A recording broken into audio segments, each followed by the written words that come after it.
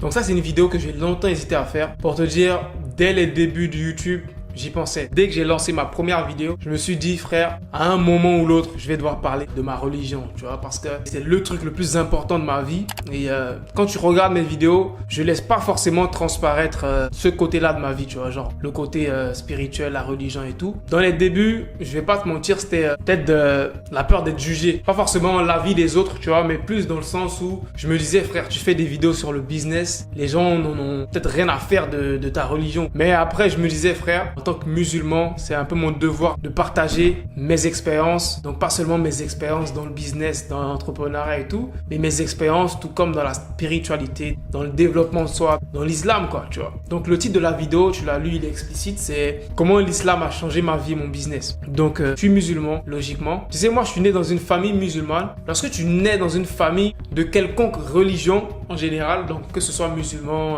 bouddhiste, chrétien, quoi que ce soit, le plus souvent, généralise parce que j'ai vu ça un peu chez plusieurs personnes, c'est que quand tu nais dans une famille avec des croyances et tout, tu grandis avec ces croyances-là, mais pas forcément parce que tu as une certaine conviction dans ces croyances, mais c'est plus parce que tes parents t'ont inculqué ces croyances et tu les as juste répétées, tu as grandi avec, etc. Et ça fait juste partie intérieure de toi. Et ça, c'est, je pense, la majorité d'une grande partie des gens dans le monde entier. Et lorsque tu arrives à la vie adulte, donc, vie adulte, c'est quoi? Ça dépendra de chacun. Genre, quand tu arrives à la majorité, certains, ça peut être 16 ans, 18 ans, 20 ans, 23 ans. Bref, quand tu arrives à la majorité, tu arrives à ce moment-là de questionnement, tu vois, de remise en question, où tu te demandes, cette religion, cette appartenance religieuse à laquelle j'appartiens depuis ma naissance, que mes parents m'ont inculqué, m'ont appris, etc. Est-ce que cette apparence religieuse-là me sert vraiment? Et ça, j'ai eu à discuter avec plusieurs personnes et la majorité des personnes arrivent à un moment de leur vie où ils se posent cette question-là. Est-ce que cette appartenance religieuse-là me sert vraiment? Est-ce que j'y crois vraiment? Est-ce que c'est pas un truc que je répète juste pour faire plaisir à mes parents, etc. Et ça, c'est un truc que j'ai vu beaucoup, que ce soit des chrétiens, des musulmans ou peu importe, pratiquent plus leur religion pour faire plaisir à leurs proches, pour pas décevoir leurs proches, etc. Donc, ils font plus souvent par obligation. Et moi, personnellement, je suis arrivé à cette phase de ma vie là, donc de questionnement sur la religion, sur l'islam. Et c'est pas que je doutais de mon appartenance religieuse. Loin de là, tu vois. Mais c'est que j'étais arrivé à un point de ma vie, c'était il y a quoi? Il y a 2 ans ou peut-être 3 ans. J'étais arrivé à un point de ma vie, je me suis rendu compte que là, je commence à rentrer dans la vie adulte, Ibrahim. Et à l'époque, la religion, je la prenais pas autant au sérieux, je vais dire. J'y accordais pas autant d'importance que j'aurais dû à l'époque. C'est-à-dire, en tant que musulman, tu dois faire tes 5 prières chaque jour à une heure précise. Et moi, je n'étais pas forcément assidu avec ça. Je faisais pas forcément mes prières à l'heure et j'avais pas forcément cette assiduité-là dans la religion et tout. Et il y a 2 ans, 3 ans, j'ai commencé à avoir ce questionnement-là de me dire, là, tu commences à rentrer dans la vie adulte et il faudrait que tu commences à prendre beaucoup plus au sérieux ta religion. Parce que là, tu commences à être adulte, il n'y aura plus des parents derrière toi pour te dire prie ou quoi que ce soit.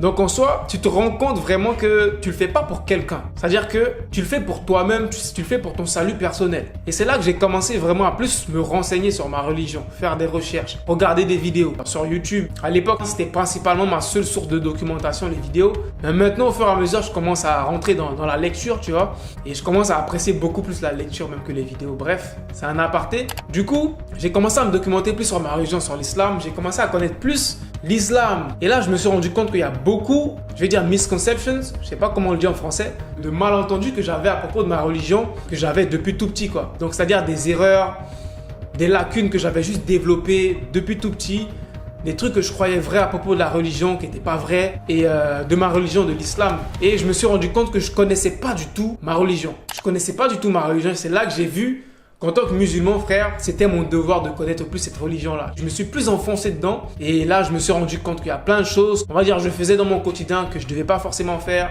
comme avoir une copine à l'époque, tu vois, avoir une petite amie, etc., tout ça. Donc, c'est des choses desquelles j'ai commencé à m'éloigner au fur et à mesure, tu vois. J'ai commencé à m'éloigner de ça au fur et à mesure que j'apprenais ce qui était juste, ce qui n'était pas juste, en fonction de ma religion, encore une fois. Je m'y éloignais au fur et à mesure. Et là, je me rendais compte que la conviction que j'avais en l'islam, en ma religion, ne faisait que s'agrandir au fur et à mesure. Au fur et à mesure que je faisais des efforts pour m'améliorer en tant que personne et appliquer vraiment les dogmes de ma religion, au fur et à mesure, ma vie s'améliorait. Et au début, c'était des améliorations graduelles. De jour en jour, je me sentais beaucoup mieux. C'est-à-dire, à l'époque, je sentais beaucoup d'anxiété, je vais pas dire dépression, mais des moments où tu te sens pas bien, etc., tout ça. Je ressentais ça beaucoup à l'époque. Mais au fur et à mesure, je commençais à être beaucoup plus assidu dans la religion, que je commençais à délaisser certaines choses pour la religion. Il y a plein de ces mauvais sentiments-là qui commençaient à s'éloigner de moi.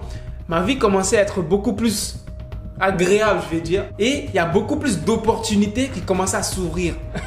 Et c'est là le plus important. C'est là le juicy, on va dire le juicy part. Il y a beaucoup plus d'opportunités qui commencent à s'ouvrir à moi. J'ai pas forcément envie de rentrer dans tous les détails. Je vais pas rentrer dans tous les détails. Mais il y a beaucoup de choses que je peux considérer comme des miracles qui se sont passés dans ma vie, tu vois. Beaucoup de choses. Beaucoup de choses. Je peux vous en donner un sans trop rentrer dans les détails, tu vois. Je vous ai fait une vidéo sur ma chaîne principale où je vous ai raconté un peu mon aventure, comment je suis passé d'étudiant endetté, j'avais plus de 8 000 € de dette à avoir un business sur internet qui génère plus de 100 000 € par an. Et je vous ai dit qu'il y a 2 ans, il y a 3 ans, j'avais une grosse dette. J'avais même plusieurs dettes. J'étais un gars très endetté. Et c'était des dettes pas très intelligentes. Des dettes de la consommation, des crédits bancaires, des bêtises comme ça. Et à l'époque, j'avais une grosse dette. C'est une dette provenant d'une institution. Cette dette-là, à l'époque, était aussi énorme. Tu vois, je pense que c'était 5 000 $, 5 000 €. Et cette dette-là, c'est l'une des dettes qui m'a le plus fatigué. Parce que chaque jour, nuit et jour, je dormais, je me réveillais. Je voyais que c'était toujours sur mon compte et tout. Et un jour, par pur hasard, je me suis réveillé. Je check mon téléphone. Et je vois sur mon téléphone que la dette a été pardonnée. Je reçois un email de l'institution en question qui me dit « Cher Ibrahim Kamara, nanana, tu avais une dette de 5 000 €, etc. depuis telle date. Nanana, on a décidé de pardonner ta dette, nanana, à cause de la situation du Covid et tout. » Et là, je me dis, d'où une institution, et c'était aux États-Unis, tu vois, les Américains, ils rigolent pas avec l'argent. D'où une institution américaine décide du jour au lendemain de pardonner une dette de plus de 5 000 €. Et elle l'efface juste. Genre, j'ai plus à rembourser ça. Ce jour-là, franchement, c'est l'un des nombreux miracles, je vais dire, qui m'est arrivé, qui a vraiment renforcé encore plus ma foi et ma conviction en ma religion, en l'islam. Ce jour-là, je me suis assis pendant un long moment, je me suis dit, frère, si moi, aujourd'hui, je dis que je crois plus en Dieu, c'est que, frère, j'ai un gros souci. C'est-à-dire, quelles sont les probabilités pour qu'un événement comme ça se passe sur une échelle de 1 à 100? 0,1, frère. Du jour au lendemain, tu as une grosse dette qui est pardonnée pour eux. Et ce jour-là, c'est un des nombreux éléments qui a vraiment, je vais dire, renforcé la conviction que j'avais en l'islam, dans ma religion, tu vois. Quand je repense à toutes ces situations, toutes ces différentes situations, frère, ça renforce encore plus ma foi et ça me pousse encore plus à travailler sur moi, à être un meilleur musulman, à être une meilleure personne et tout. Et à faire encore plus des vidéos comme ça parce que j'avais jamais fait des vidéos comme ça où je parlais de mon appartenance religieuse, de mon expérience dans la religion et tout parce que je me disais que c'était pas forcément quelque chose qui... c'était pas le problème des gens, frère, logiquement. Mais après, je me disais, quand tu as une plateforme sur les réseaux sociaux, c'est un peu ton devoir de partager la positivité, partager tes expériences bonnes ou mauvaises, des trucs qui peuvent inspirer. Et ça, je me dis, c'est une expérience que je pouvais partager. Et le titre, si j'ai mis l'islam a changé ma vie et mon business, c'est que le truc que j'ai remarqué, surtout dans le business, dans l'entrepreneuriat et tout, c'est que quand j'ai vraiment commencé à réussir, c'est-à-dire sur YouTube et tout, dans mes autres business, que j'ai vraiment commencé à faire du chiffre, et quand je dis du chiffre, c'est beaucoup d'argent. C'est des 100 000 €, c'est des 200 000 €. C'est la période où j'ai le plus fait de sacrifices pour ma religion, frère. J'ai décidé de ne plus avoir de copine parce que l'islam l'interdit, tu vois. C'est le mariage, tu te maries, tu as une femme, etc. et tout, tu vois. J'ai décidé de faire plein de sacrifices comme ça et littéralement du jour au lendemain, des portes ont commencé à s'ouvrir dans ma vie, des portes incroyables, je te jure. Des portes incroyables ont commencé à s'ouvrir dans ma vie et là, j'étais perplexe. Je me disais, au début, je comprenais pas, tu vois. Je comprenais pas pourquoi il y a autant de portes qui s'ouvrent comme ça dans ma vie. Et au fur et à mesure, je commençais à réaliser que, frère, s'il n'y a pas de hasard dans la vie, quand tu prends une décision, tu décides de laisser quelque chose pour Dieu. Crois-moi, Dieu va remplacer cette chose-là par quelque chose de 10 fois, 100 fois mieux. Ça peut prendre du temps, ça prend souvent du temps. Mais il remplacera ça par quelque chose de 10 fois, 100 fois mieux. Et je l'ai vécu. Je suis, on va dire, un exemple vivant de ça, tu vois. Et je tenais vraiment à faire cette vidéo-là pour partager l'expérience. Je sais pas si des personnes vont raisonner avec ça. Peut-être, peut-être pas, mais j'avais comme l'impression que je devais le partager. Je me dis, frère, vas-y, fais la vidéo et je vais le mettre sur ma chaîne YouTube Ibrahim Kamara Daily. C'est une chaîne YouTube où je partage des vidéos chaque jour. Abonne-toi, sans compression, on est décompressé, on parle de tout ici, tu vois. Il n'y a pas que de business. Ma chaîne principale, Ibrahim Kamara, c'est pur business, pure grosse vidéo, mais ici, on parle de tout. Donc abonne-toi. J'ai aussi 5 autres chaînes YouTube. J'ai plein de chaînes YouTube, les liens sont dans la description. Voilà, je t'afficherai une autre vidéo ici que tu pourras aller regarder pour ton plaisir, pour le plaisir de tes oreilles, pour ton plaisir auditif. Et on se dit à la prochaine vidéo qui sera demain. Peut-être, peut-être pas. Le peace out.